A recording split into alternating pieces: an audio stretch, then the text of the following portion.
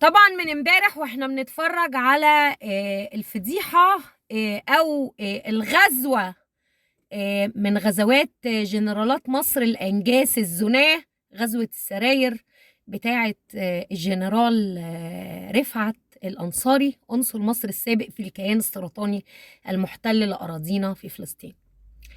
الحقيقة دي حاجة مش بعيدة أو مش غريبة على جنرالات مصر.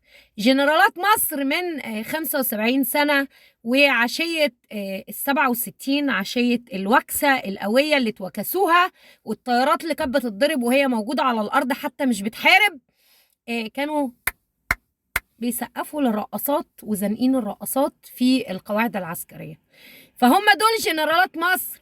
ولو مديتوا الخط على استقامته هتلاقوا كل القنصليات والسفارات المصرية في الخارج ما هي إلا سراير والشقق دعارة وبيوت دعارة، والكلام دوت يشهد بيه كل المصريين اللي في الخارج.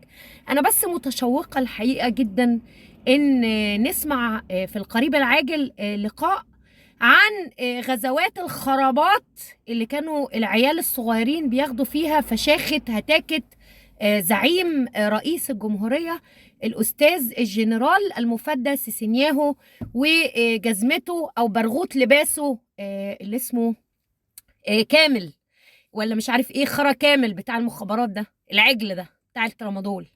فالوضع في البلد بقى وضع نجس، نجاسة. أنا مش متخيلة الشعب ده ساكت ازاي على النجاسة دي، ومش متخيلة ايه كم القرون اللي في كل حتة. عشان كده لما طلع ايدي كوهين وقال السيسي صهيوني أكتر مني، السيسي أنا مصدقة إن هو مش صهيوني بس، السيسي نجس أكتر منك، عباس كامل نجس أكتر منك، جنرالات مصر كلهم